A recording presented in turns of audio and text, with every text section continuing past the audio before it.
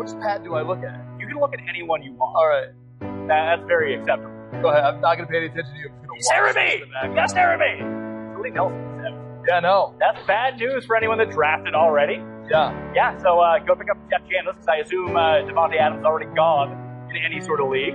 What I found interesting is where you had Devontae Adams in the rankings. I moved him up. You said, oh, here are my rankings. We're going to do my show. Yeah, my show, my rankings. It was, you didn't move him up that much, which is crazy. I did. I had him down to like 50s. I thought he would have been lower than that. No, okay, so I moved Randall Cobb up to the top 10. He's one spot ahead of Keldon Johnson in PPR.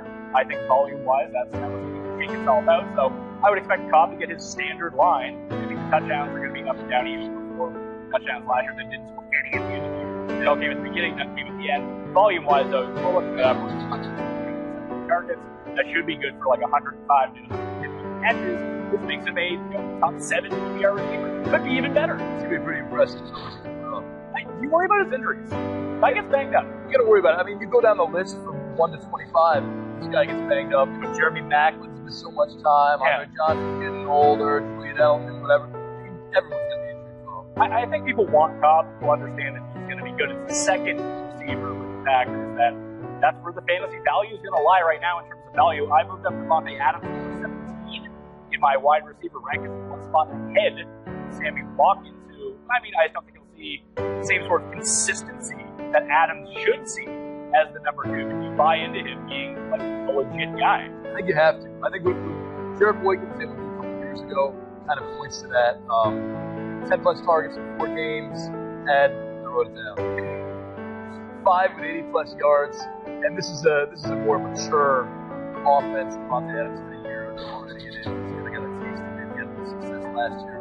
People were kind of hot on him already coming into this year. They were, but the opportunity and the consistency just wasn't going to be there as the number 3 guy. Right. Great late round pick, because if something like this happens, if you make that jump into the starting lineup and you become one of the main receivers, you're now awesome. You're now, yeah. And you remember Randall Cobb made that transition. He was the funky X player. He was all over the place. Came into his own. Devontae Adams didn't have that weird, the X Factor thing. He just kind of progressed slowly. I'd say 1,200 yards, maybe? Could be. I mean, why not? Yeah, and there's a big thing with Adams, too, where we know what his position is. I mean, even his last year in college, all those touchdowns, using those, that's a real thing if you want to believe in that.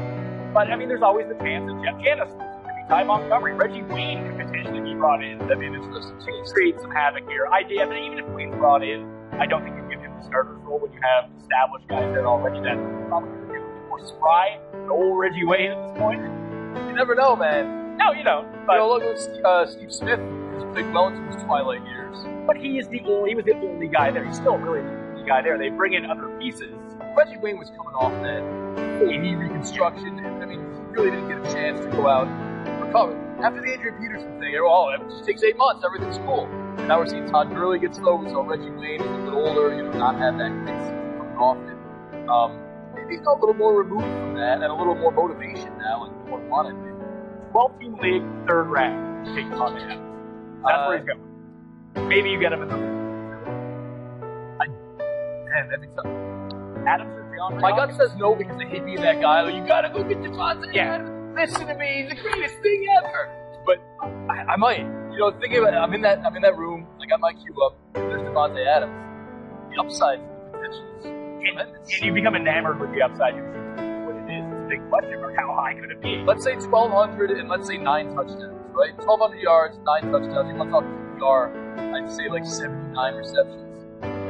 I think that's pretty good. I mean, you can close your eyes and say that Devontae Adams or Sammy Watkins. I would say it's probably Devontae Adams or Sammy Watkins. I'm cool taking Watkins in that spot. But I'd be cool taking. But you're getting Watkins 2 rounds later. Right. It's sort of the thing.